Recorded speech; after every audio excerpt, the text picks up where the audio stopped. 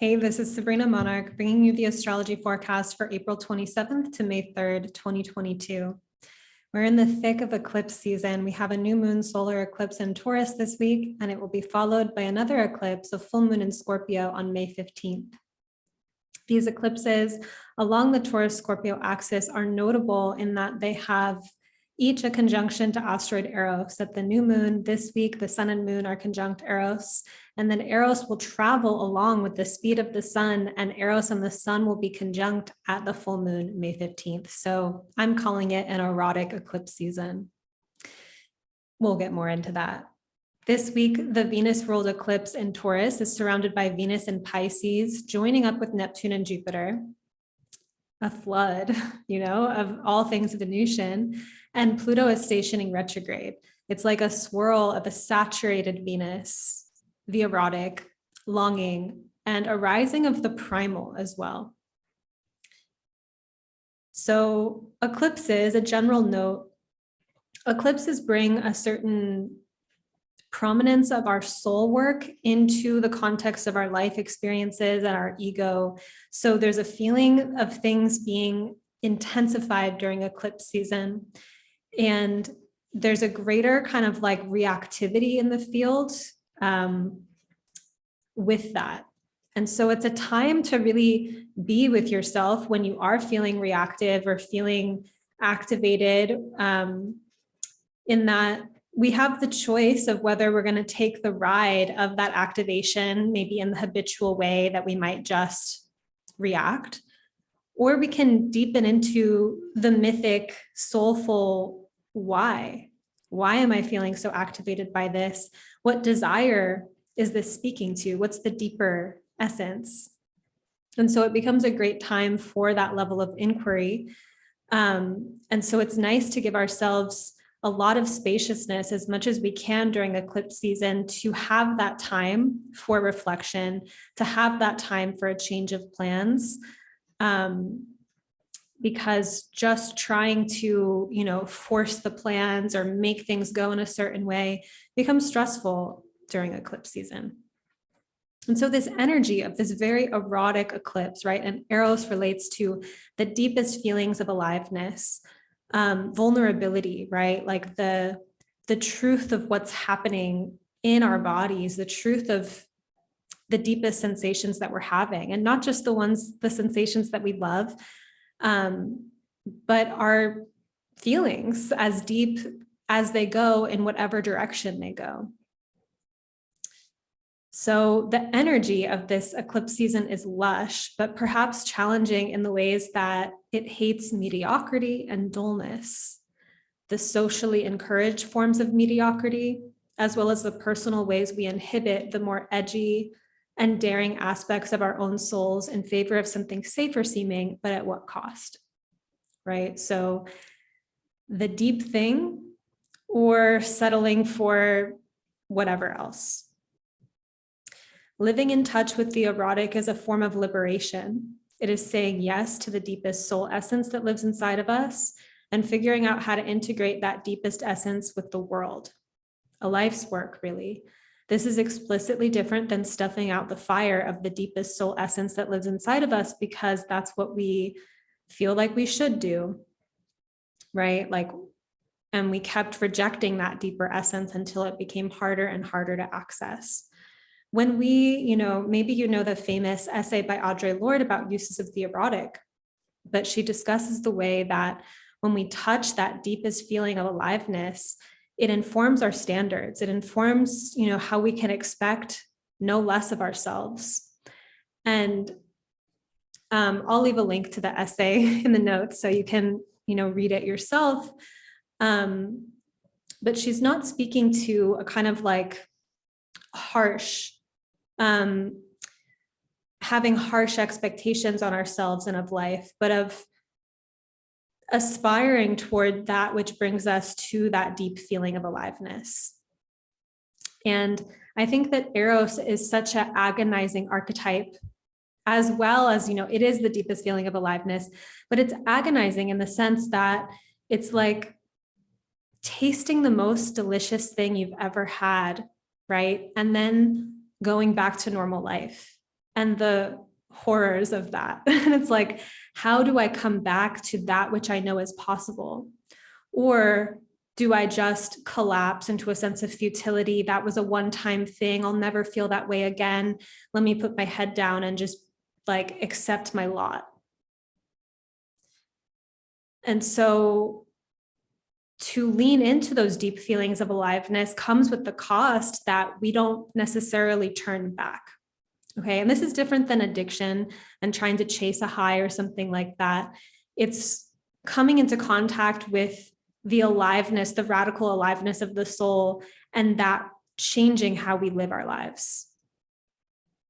So with eclipse season, you know, when I'm talking about like lean into the erotic and all of that, I'm not advising reactivity or burning everything down. Like, fuck this mediocrity, time to like, you know, really like do the thing. It can be so much more subtle than that. Noticing the root essence of your reactions, fascinations, desires, and feeling into where life is teaching you right now about your relationship with the erotic and where you have the opportunity to cultivate those threads. Even if it's just a small opening, which is often better than going too quickly or doing more at once than we can sustain responsibly. So I will get into more details about our many transits. It's a busy week. In one moment, I want to share that there's a new episode of Magic of the Spheres. I interviewed Eliza Rude, who's a friend of mine. She is going to be TAing the upcoming Evolutionary Astrology Intensive. And we talked about dreams and shared some writing, each of us, that came from dream imagery. And a lot of you have been really enjoying that podcast. So thanks for sharing it to your stories and letting us know how it impacted you. And then this is the last couple of days to sign up for the Evolutionary Astrology Intensive. April 29th is the last day to enroll. And this is an opportunity to, for several months in a focused way, in a container, in a community, to deepen your astrological literacy from the perspective of soul, that deeper thing within you, how you can find it and meditations on it in your natal chart, and gain a comprehensive narrative of what you've brought into this life from prior lives and what your dharmic trajectory is in this lifetime.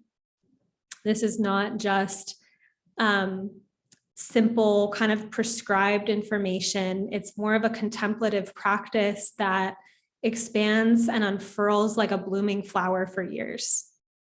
This form of astrology has given me life over and over and over again, and given me the opportunity to navigate my incarnate existence, my development as a human, you know, starting in my early 20s, now just, you know, at the other end of Saturn return, of navigating the complexity of this life, its invitations, its challenges, its obstacles, from the deeper, mythic, soulful perspective that evolutionary grants us access to. At a technical level, we're working with Pluto and the lunar nodes. And all of the signs, all of the archetypes, the way that we work with astrology in this lineage is a lot like a wisdom school. There's a lot of soul reclamation, of understanding places that we hook our energy or siphon our power away, and why. You know, all these different permutations of that kind of Plutonic story around power, disempowerment, empowerment. And so in addition to becoming more literate, being able to read charts, feeling like, you know, you're sourcing your own intuitive wisdom about astrology and not just relying on reading books, but finding your voice, your transmission with astrology.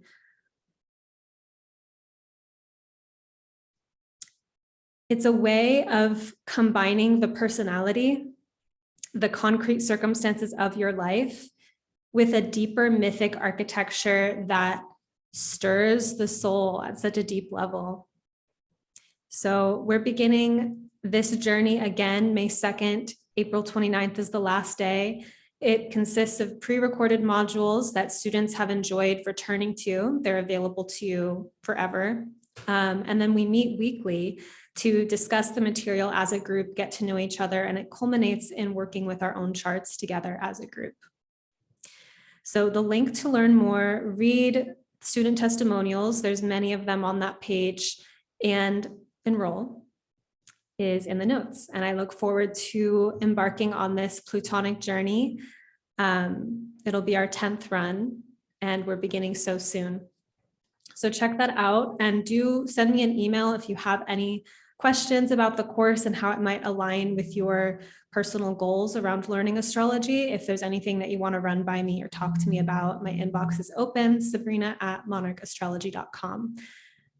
But don't wait, because we have a few days left.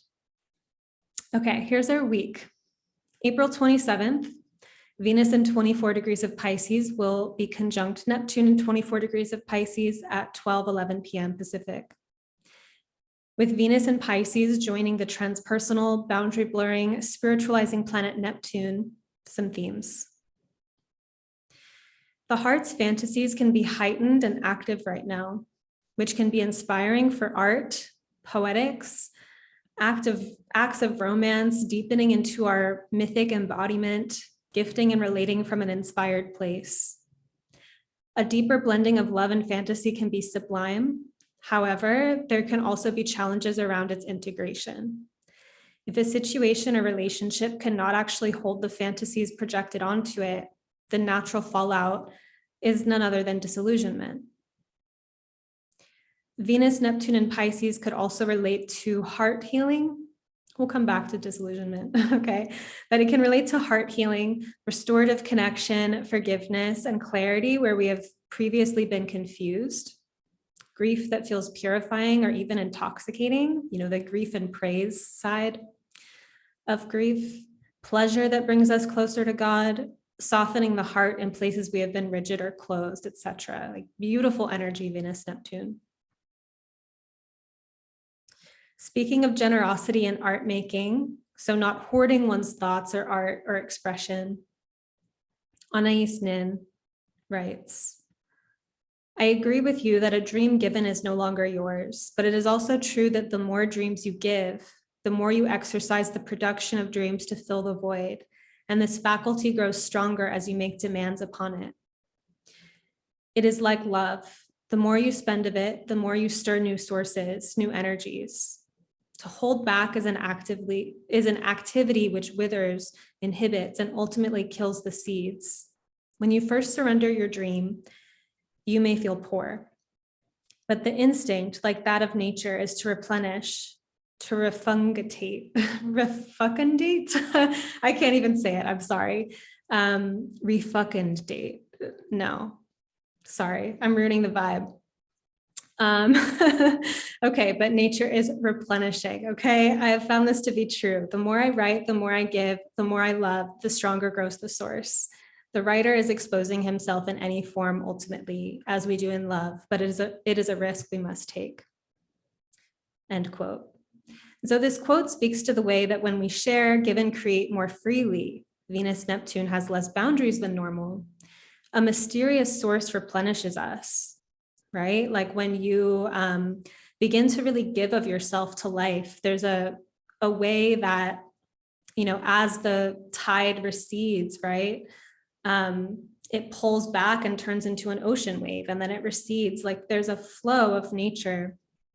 And Venus Neptune, I think, has this energy to it of overflowing a little bit, like expanding past conditioned forms within us of rigidity, where we're a little bit less generous, right? Because we fear that we only have a certain finite amount to give, but to find that once we give, we are replenished. And on the other hand, overgiving can be a real issue, such as when we give to get or overload one person, mistaking them in a sense for the whole sea and offering them more than what's true or desired, right? Or when we have rose-colored glasses and give abundantly to someone who's taking advantage, that would be a form of overgiving.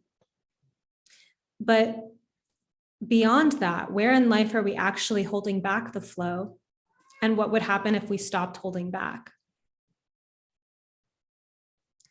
This transit can relate to oceanic sensations, such as the tidal wave of falling in love and the grief on the other end that is equal in depth to how much we loved.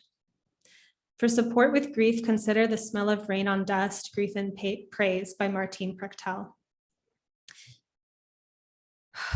Such a good book, really apt for the current astrology weather, and very much connected to the Eros archetype as well. Deepest feelings of aliveness, the highs and the lows. But in terms of the bookmark that I made around disillusionment with Venus and Pisces and Venus Neptune comes from seeing God in the beloved, or seeing God in an ephemeral circumstance, which surely the eternal is shining through ephemeral or temporary things. Just like we are these like wonderful glimmers of the divine, and we expire, right? And so when we are relating to God unconsciously through something that is not the totality, then we put all of these, this yearning, this longing for something that is so much bigger than the situation itself. And that is a source of disillusionment.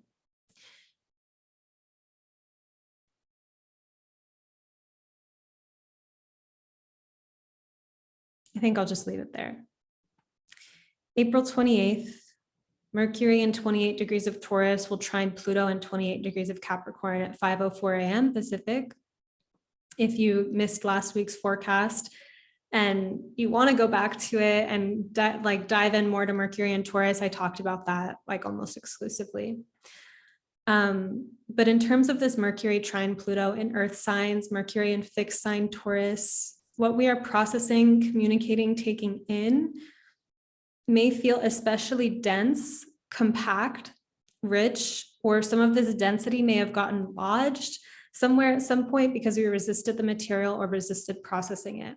So when I think about this transit, it feels like there's some energy in the field in terms of our thoughts, communications, that like there's a lot of material. It's like densely packed mud, if you will.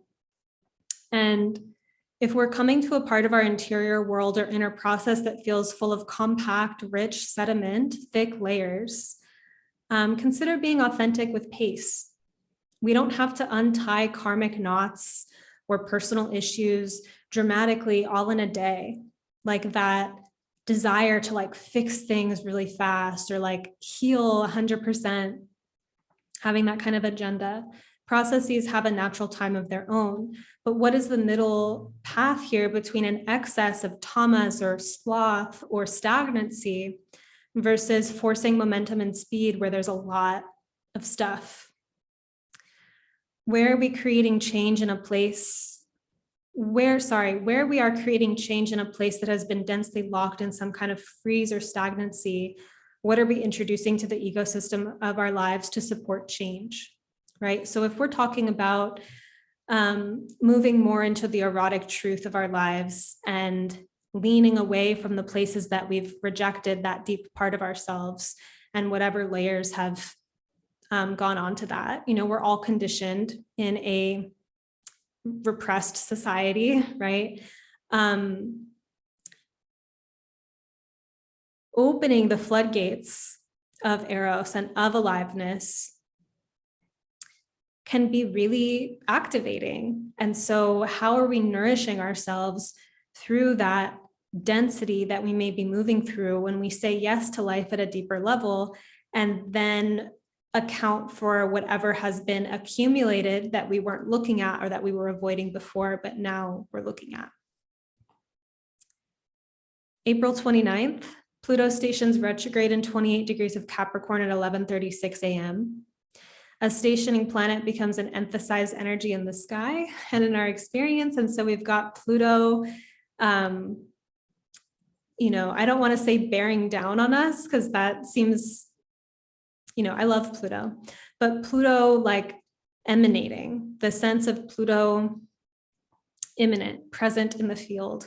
And I find that, in combination with eclipse season is another way that the soul is feeling stirred, that the soul is feeling alive, and whether that's in feeling more connection to our desire, or feeling more connection to our angst and our aversion and what we are repelled by. Those are both languages of Pluto. But when I thought about it with Pluto and Capricorn, what I wanted to emphasize is that we're very close to the end of Pluto and Capricorn. It entered there 2008. We're going to have it move into Aquarius in 2023, which is not far away. And we're toward the end, 28 degrees of Capricorn right now. And it brought me to reflection of how a major theme or a fascination in the collective psyche has been very much descent of the status quo or descent of institutions, the sense of wanting to shine a light on corruption in the world. I feel like that's been such a theme of like, the world is dying. Like that has been kind of the collective like energy, that apocalyptic feeling, but that sense of let's hold people accountable. It has been like a huge Pluto and Capricorn undercurrent. And when it comes to, that process, there was a lot of demonization and persecution that went into that idea of like, let's hold people accountable, right? And the quality of, you're bad or you're wrong, right? Like, and that judgment quality with Pluto and Capricorn. And then the other integration of like, I'm enmeshed with society. I am bad. I am wrong because I buy things that were, made unfairly, or I fill my tank up with gas. And that feeling of like, we're in the soup of all of this that we have been interrogating as a culture. And what I think would be most radical as a summation to this cycle is the quality of unhooking from cultural complexes, that deep inner work. Okay, so at a most distilled level, let's consider the idea of cultural complexes for Pluto and Capricorn. Capricorn relating to things like the world, society, the superego, should consciousness based on cultural values, institutions, conventions, and normalcy, social power. And Pluto relating to power as well in the unconscious and depth psychology.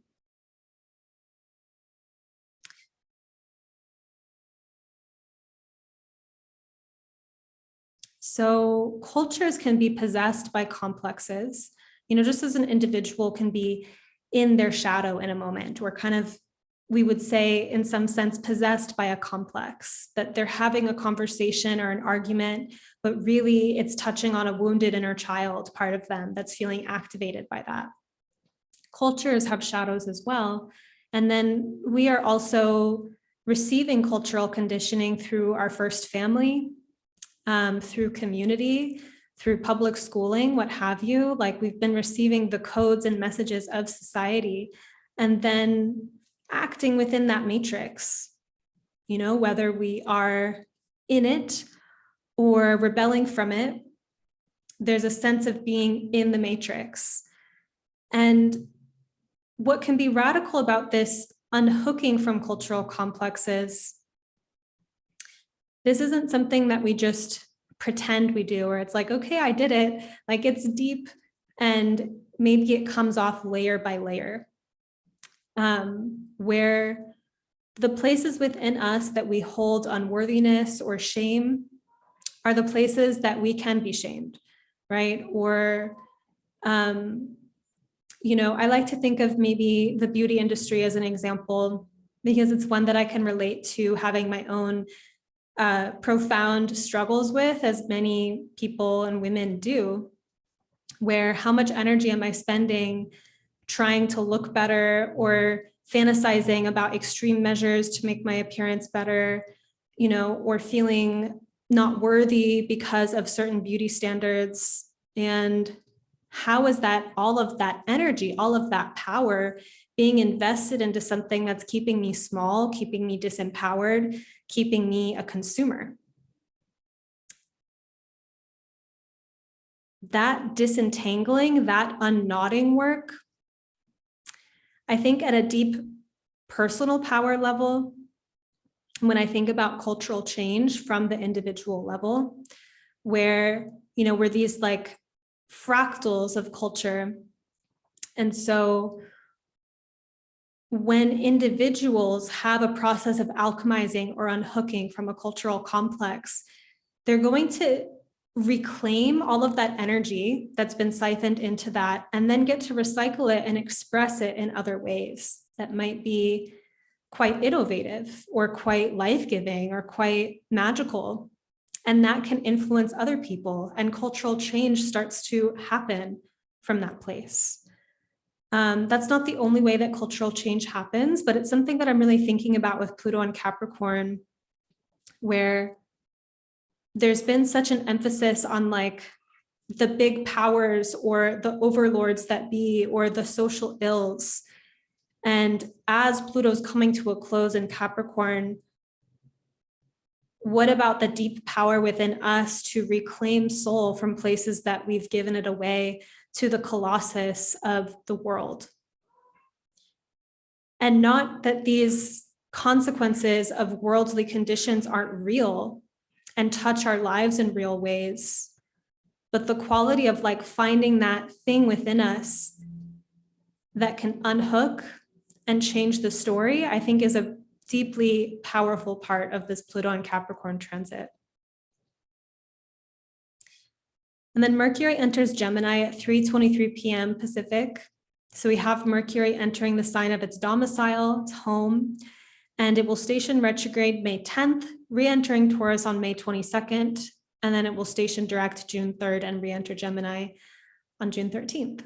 So we have this kind of back and forth between Gemini and Taurus for Mercury. And with Mercury and Taurus, we have this methodical, plotting, like laying brick by brick, like kind of consciousness, very tactile, heavy feet, right? And then Mercury in Gemini brings Mercury into an air sign, and the mental and communicative field lightens up. There's more space. It gets quicker and spacious while Mercury is in Gemini. And if Mercury in Taurus was collecting beauty or treasure, Mercury in Gemini is collecting curiosity, interesting facts, and making connections. Mercury in Gemini wants to be fascinated, intrigued, and stimulated. So as I was writing this, I was getting an image of two people in conversation and their words forming a cloud, and this cloud animating and morphing reality. Like when you hear a new word or learn a specific niche concept, and it appears in your reality the next day, like a synchronicity. Mercury in Gemini experiences expansion of the world, of the map, by gaining new data points.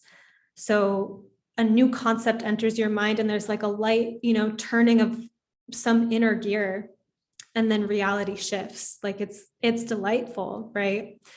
It's not just new information, but new magical openings in reality itself. If we are struggling, or we struggle generally to be open or curious, at least in some aspect of your life, a place that you don't feel particularly receptive to novelty, where you're maybe a little bit more dogmatic or rigid, this transit could be supportive for leaning into cultivating interest and curiosity for no other reason than the act itself. We never know what that opening will loosen up or will lead to. Then April 30th, our new moon, solar eclipse in 10 degrees of Taurus at 1:28 p.m. Pacific.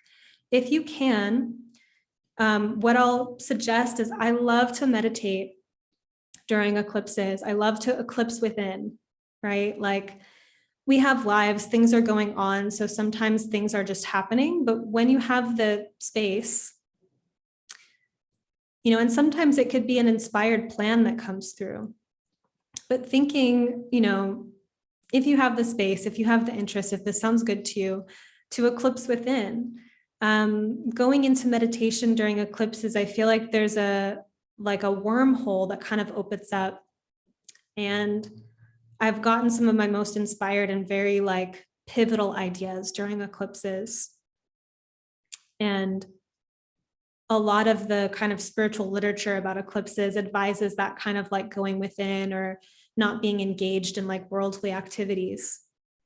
That being said, I just got invited to go to this like Beltane farm party celebration, and I saw the itinerary and talked about the eclipse, and now I get to lead an eclipse meditation at this party. So I was planning on just being in my home by myself meditating, but now, you know, this came through the wormhole and I'm excited about it. Anyway, some things I want to tell you about this eclipse. As I mentioned, it's conjunct asteroid Eros. It's also conjunct Uranus, and it will sextile Mars in Pisces. And by the time of the full moon, the sun will also be conjunct Eros again.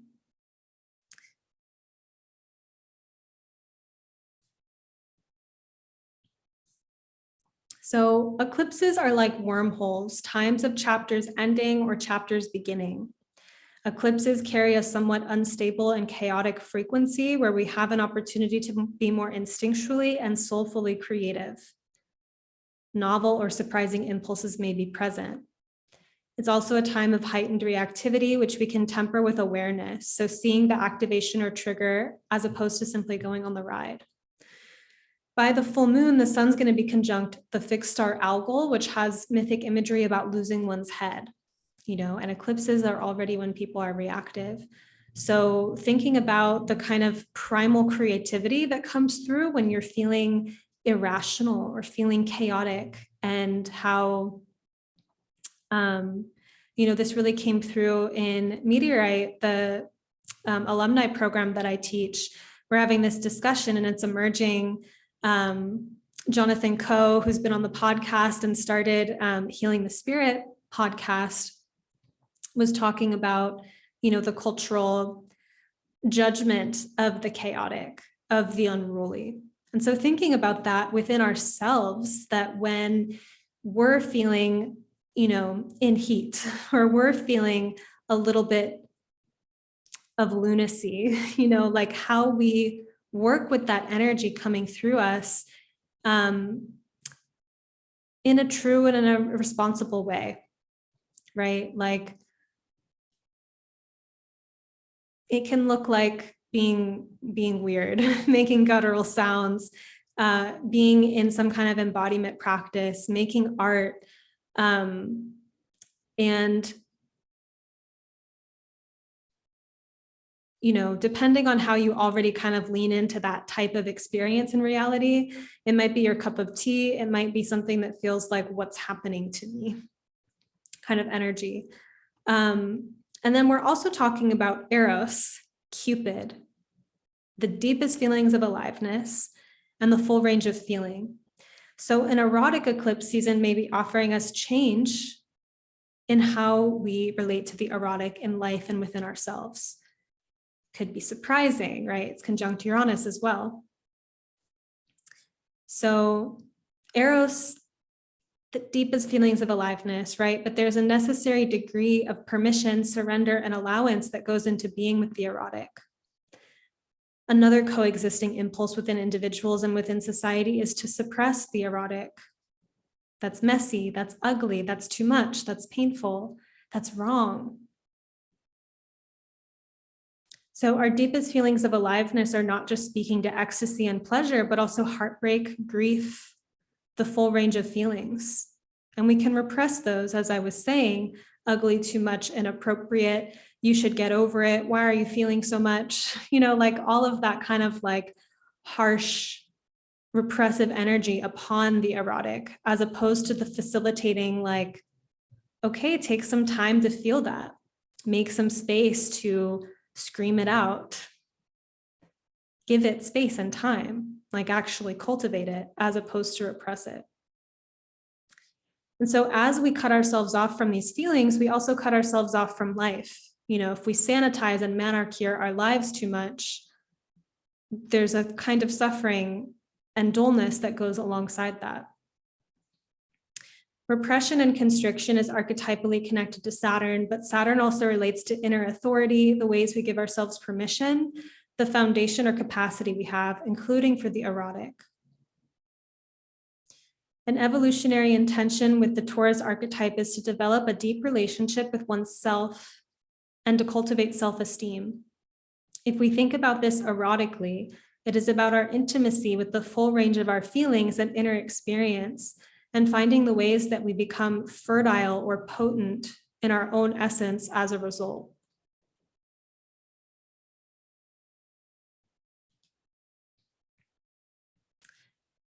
And then same day, Venus, ruler of the new moon, Venus in 27 degrees of Pisces will be conjunct Jupiter in 27 degrees of Pisces. Like, wow, this week is fireworks, okay? Venus is in her exaltation conjunct Jupiter in domicile. This feels like a very lovely transit and so flooding at the same time that the new moon is so provocative. So in combination with the eclipse, this conjunction feels like an upwelling of desire for the good things in life, the desire for beauty, the desire for love, the desire for fun, the desire for play. Sometimes maybe the desire to play more if we are working too much, or a sense of focusing our play and our passion into something sustainable too, if we feel like we're not doing right by ourselves, that we're squandering something. The erotic quality of the eclipse suggests we have the opportunity to be eclipsed by the erotic, to be surprised at how we find the entrance into this magical state of being.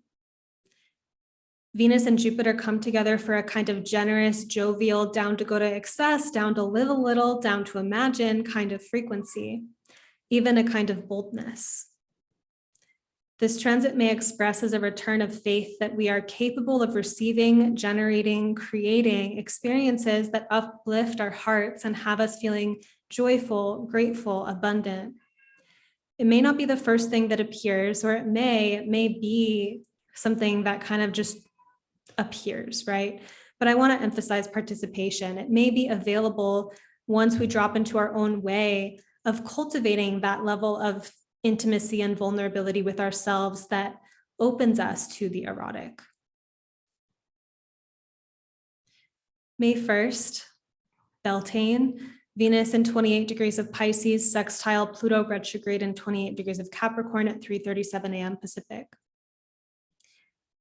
Venus in Pisces is in of itself a very opening transit, and Venus has just contacted Neptune and Jupiter.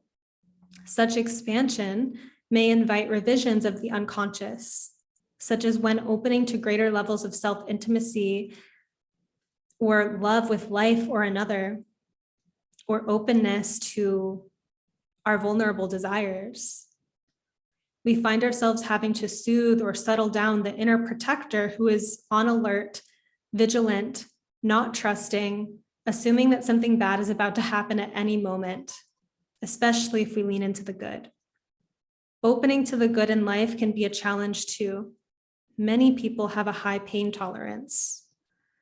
What about the capacity to be with the good without feeling shut down or threatened? Sorry if you can hear my cat. She's like gonna be walking on the desk and stuff if I have her in here, so. Okay, May 2nd, Venus enters Aries at 9:10 a.m. Pacific and will stay in Aries until May 28th. Venus in Aries is passion. Venus in Aries can relate to the ways that we come to understand what we value through anger. The no informs a yes, as well as the ways that we relationally engage anger with an open or noble heart. Big Venus and Aries teaching for me of interacting with a Venus and Aries person who is very receptive to my anger, of like, give it to me, don't hold back. It's kind of hot, you know? And that kind of passion of like the yes to the passion is something that I see with Venus and Aries. Turbulence in relationship can create mutual closure and defensiveness, right? Like if you're just at war, or be channeled into expression, play, and change, you know, tussling, wrestling. joyful combat. So this is what I wanted to share with you for the week.